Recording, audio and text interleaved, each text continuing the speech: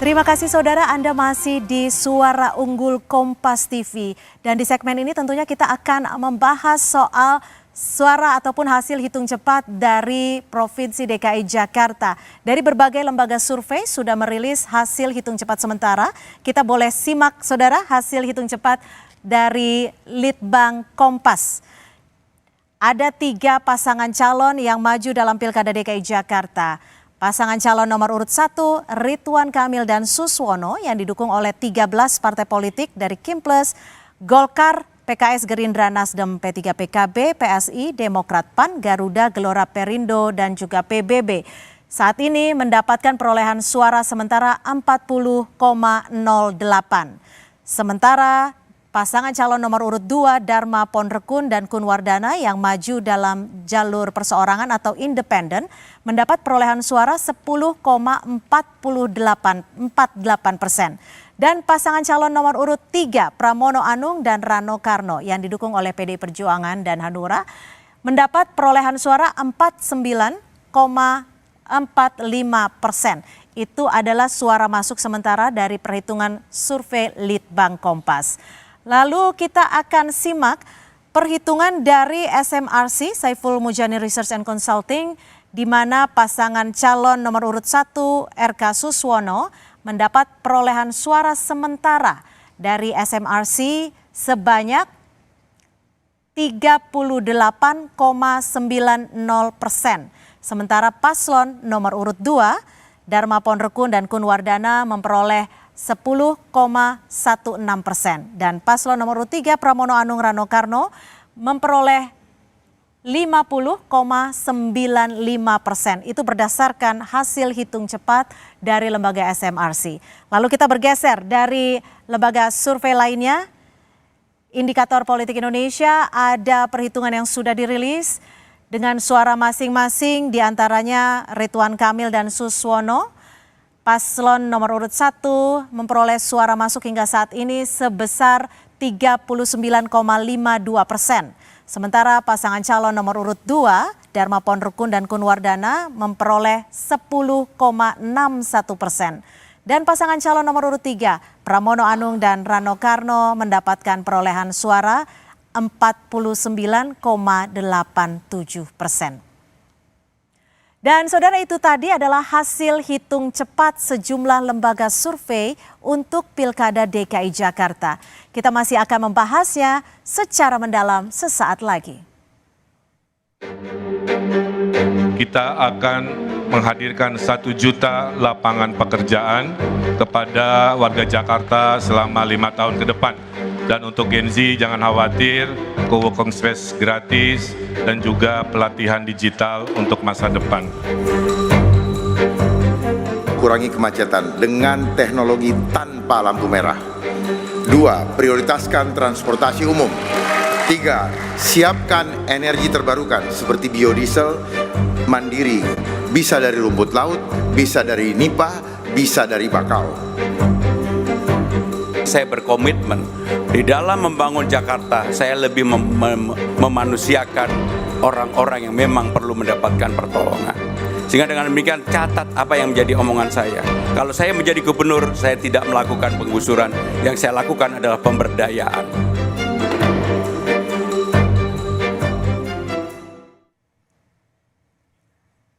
Saudara, hasil hitung cepat SMRC, pasangan Pramono Rano unggul atas pasangan Ridwan Kamil Suswono dan juga pasangan Dharma Kun. Faktor apa yang membuat pasangan yang diusung PDIP ini unggul di hitung cepat Pilkada Jakarta? Kita akan membahasnya bersama dengan peneliti dari SMRC, Mas Saidiman Ahmad. Selamat malam, terima kasih sudah bersama kami di Suara Unggul Kompas TV. Ini saat ini suaranya unggul di pasangan calon nomor urut 3. Yap. Apa yang menurut Anda dari lembaga survei Anda membuat paslon ini unggul sementara? Saya kira ada banyak faktor ya. Salah satu yang penting adalah mungkin faktor sosiologis. Kenapa faktor sosiologis ini penting menurut kami adalah karena di Jakarta ini tidak ada incumbent. Jadi publik perlu mencari alasan untuk kemudian mendukung. Dan salah satu faktor yang biasa dikemukakan oleh para political scientist adalah faktor sosiologis, terutama kalau tidak ada incumbent. Kita melihat di Jakarta misalnya komposisi penduduk, demografi misalnya, ada 3 etnisitas paling terbesar di Jakarta, Jawa, Betawi, dan Sunda. Ya. Dan 2 yang teratas ini saya kira lebih banyak direpresentasikan oleh pasangan Pramono Dul, dan terutama pada etnis Betawi. Bang Dul ini benar-benar mampu merepresentasikan etnisitas ini, sehingga kita lihat terjadi perubahan misalnya komposisi di Jakarta, wilayah-wilayah yang sebelumnya mungkin bukan basisnya PDI Perjuangan itu kemudian juga berhasil diraih oleh pasangan ini. Kemudian faktor kedua saya kira juga ada faktor endorsement dari tokoh, terutama tokoh yang paling populer di Jakarta yaitu Anies Baswedan. Kita tahu bahwa di awal pilkada itu ada semacam kekecewaan dari publik, sebagian publik Jakarta, terutama para pendukung Anies Baswedan yang jumlahnya sangat banyak karena jagoannya ini tidak maju gitu, tidak diusung. Mereka ingin Anies Baswedan menjadi gubernur Jakarta kembali, tetapi tidak ada partai yang sekedar memberi mereka kesempatan untuk mencoblos tokohnya, sehingga itu muncul kekecewaan. Lalu ketika Anies Baswedan kemudian mengarahkan dukungan pada nomor 3 itu kemudian berhasil menarik. Dan yang penting dari Anies Baswedan bahwa selama ini Anies Baswedan, para pendukung Anies Baswedan sebenarnya sangat beririsan dengan sejumlah partai yang sekarang mendukung Ridho. Pertama adalah Partai Keadilan Sejahtera, kemudian Nasdem dan PKB gitu ya. Dan kita tahu bahwa di Indonesia bukan hanya Jakarta, itu ikatan publik dengan partai itu relatif longgar gitu ya. Party ID kita sangat rendah.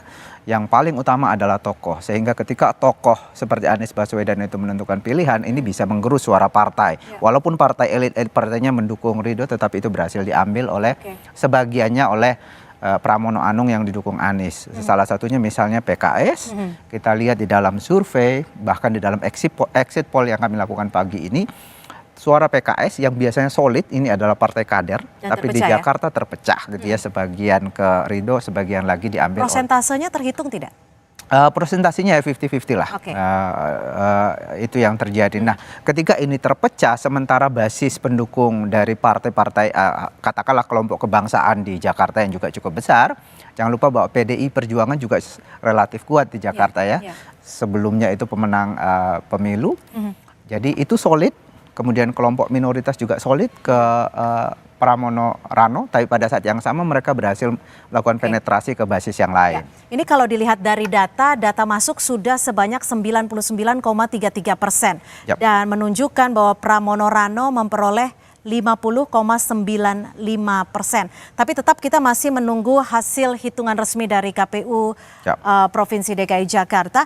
Namun kalau dari SMRC ini mencatat tidak suara yang sempat swing voter tidak punya pilihan itu bergesernya kemana? Kalau kita lihat dari data ini, kami survei terakhir awal November, waktu itu masih ada 9,8% warga yang belum menentukan pilihan. Kalau kita lihat dari data ini itu terbagi ya, terutama ke pasangan nomor 2 dan pasangan Pramono Rano. Ketika itu pasangan nomor 2 misalnya suaranya sekitar 5,1%, itu artinya ada sekitar 5% ke Dharma Pungrekon, kemudian sisanya itu ke Pramono Anung, waktu itu suaranya sekitar 46%.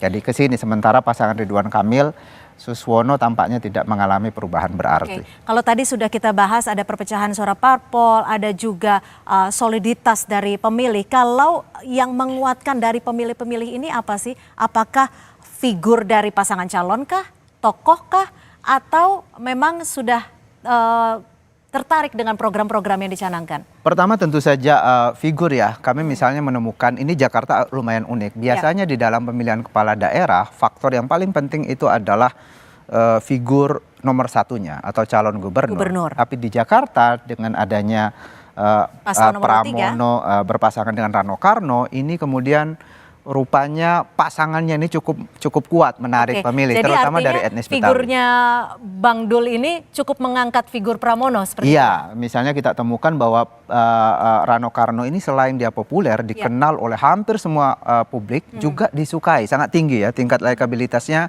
sampai 92%. Jadi dari seluruh yang kenal, 93% yang kenal, 92%-nya suka.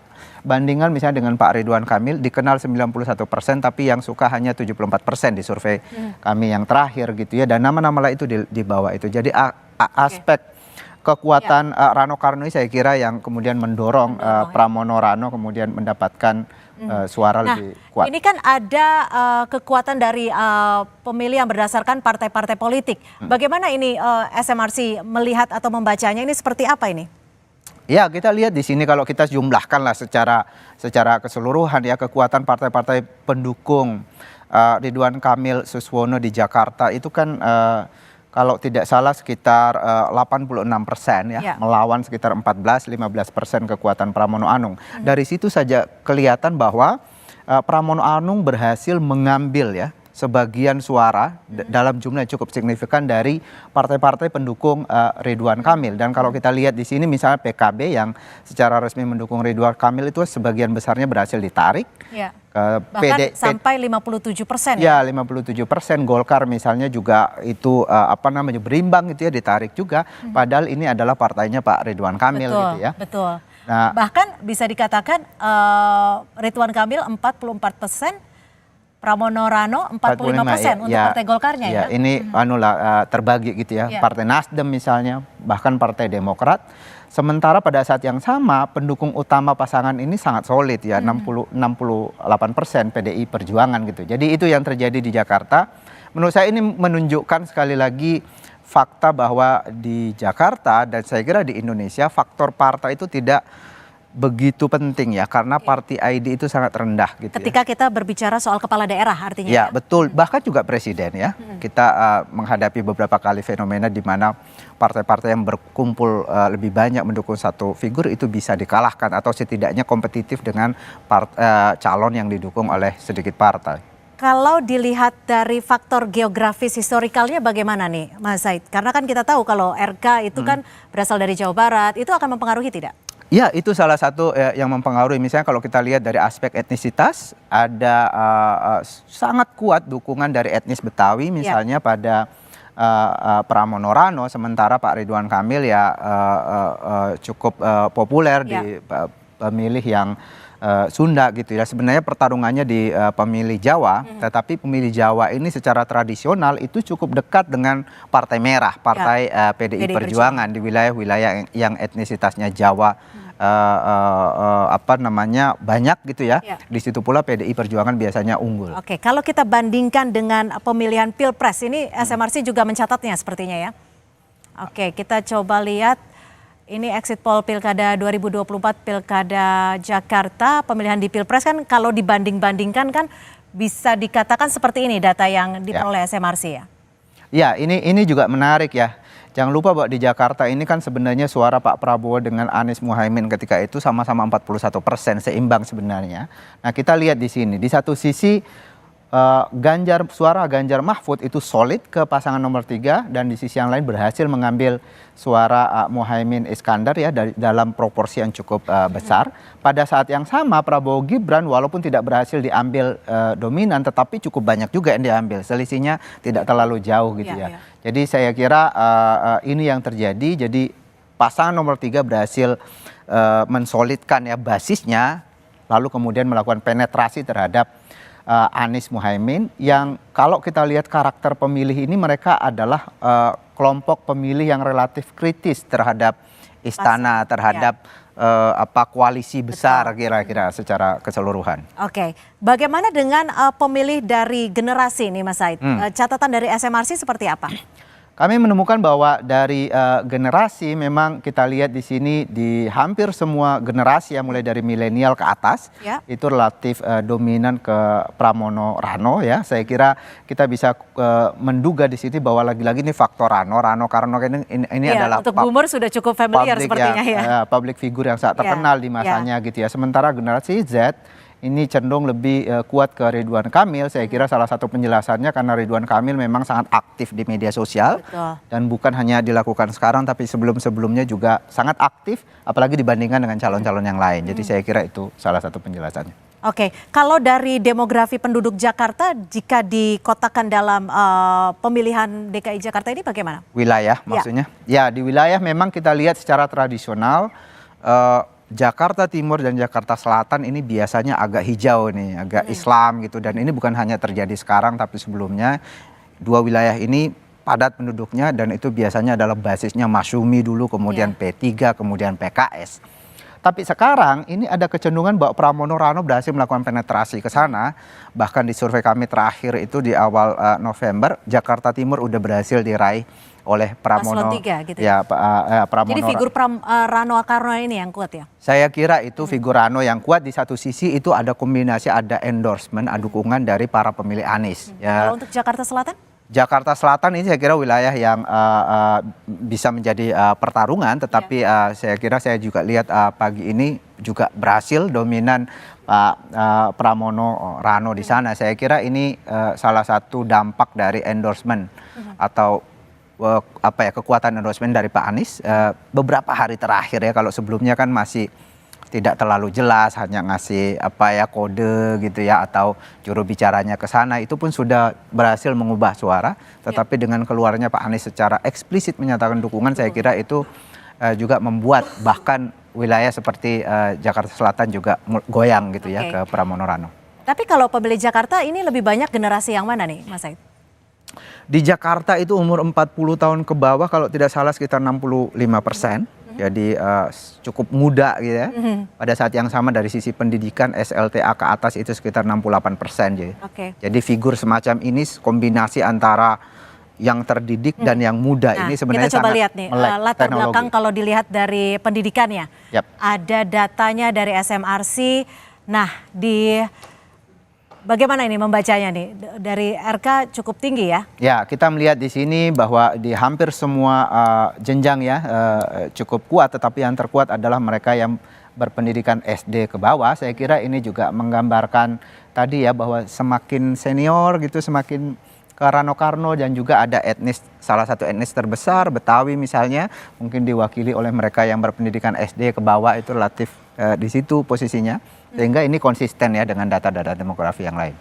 Kalau dilihat dari skala ataupun level dengan pendidikan yang cukup tinggi, SMRC membaca datanya seperti apa nih? Banyak ke mana? Pilihan Ridwan Kamil kah atau Pramono Anung? Kalau kita lihat di sini angkanya ke Pramono Anung juga. Kita lihat di sini, jadi semua jenjang pendidikan ini dikuasai oleh Pramono Anung, tetapi kita lihat memang di pendidikan SD ke bawah itu relatif lebih besar. Lebih lebar gapnya dibanding yang lain. Sementara yang lain ini ya ada pertarungan sengit lah sebenarnya di SLTA, di perguruan tinggi gitu. Tapi SMRC mencatatnya bagaimana sih Mas Said? Apakah memang figurnya yang dilihat atau termasuk tawaran-tawaran program visi misinya untuk Jakarta ke depan? Sekali lagi itu ada banyak faktor di sana. Saya kira juga tawaran program juga memainkan peranan. Kita tahu bahwa lagi-lagi warga Jakarta ini sangat kritis. Baik Ridwan Kamil maupun Pramono itu sama-sama menawarkan program yang cukup baik sebenarnya kalau bisa diterapkan. Beda antara keduanya saya melihat itu Ridwan Kamil lebih idealis tawaran programnya. Misalnya katakanlah yang paling terkenal itu adalah membangun warga Jakarta tinggal di situ, kemudian nge-mall di situ, berkantor juga di situ untuk mengurangi kemacetan gitu ya. Itu program yang sangat ideal gitu. Tetapi apakah itu mungkin dilakukan? Apalagi apakah itu mungkin dilakukan dalam 5 tahun, realistis atau tidak, itu yang membedakan. Sementara misalnya Pramono Anung dan Rano Karno menawarkan solusi untuk kemacetan itu dengan mengatakan ya rendah hati, mengatakan bahwa persoalan ini tidak bisa diselesaikan hanya oleh pemerintah provinsi, kita harus melakukan kolaborasi dengan pemerintah di sekitar Jakarta juga.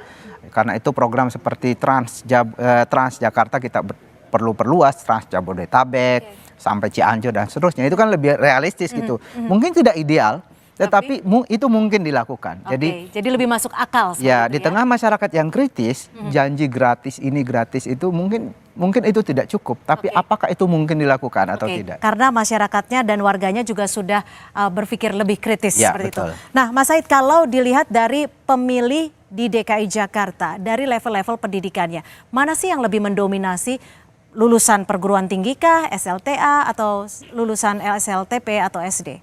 Lulusan SLTA ke atas itu mendominasi? Iya, 68%. Jadi cukup besar sebenarnya wilayah ini. Sehingga ya perlu memenangkan mereka secara signifikan sebetulnya untuk kemudian memastikan kemenangan.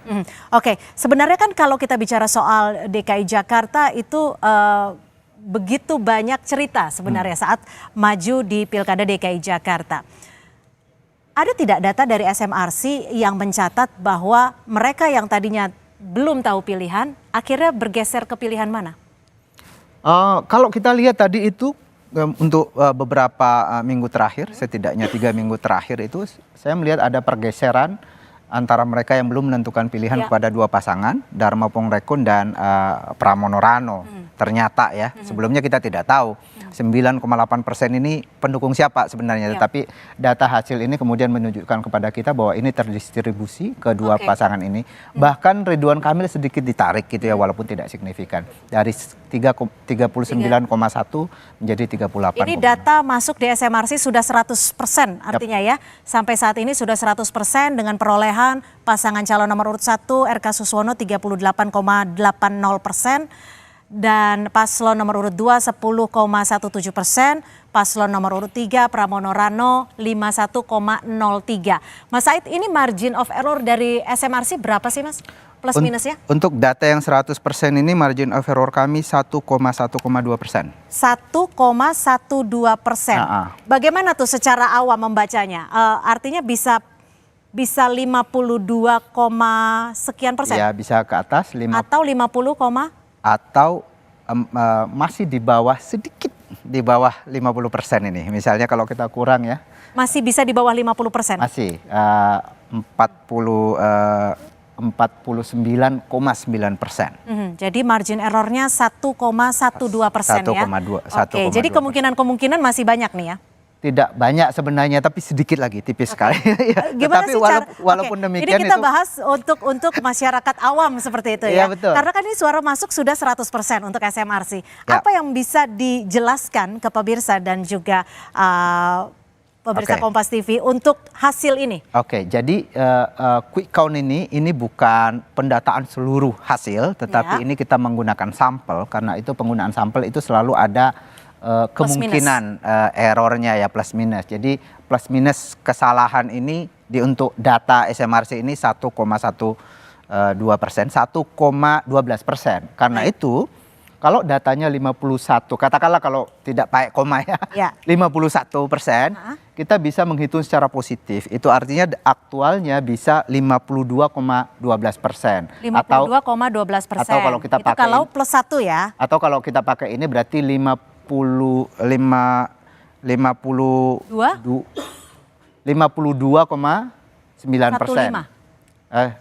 Ya, 52,9%.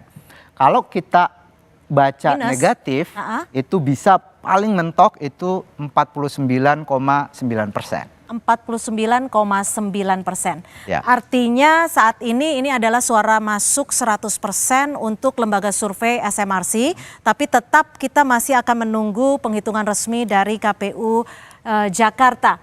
Nah, ini dia masih kita akan nantikan hasil dari pengumuman resmi ya, Mas Said ya. Tapi menarik sekali karena apapun bisa terjadi karena masih ada margin of error-nya 1,12%. Dan saudara, kita masih akan membahas bagaimana pertarungan di Sumatera Utara usai jeda, tetap di Suara Unggul Kompas TV.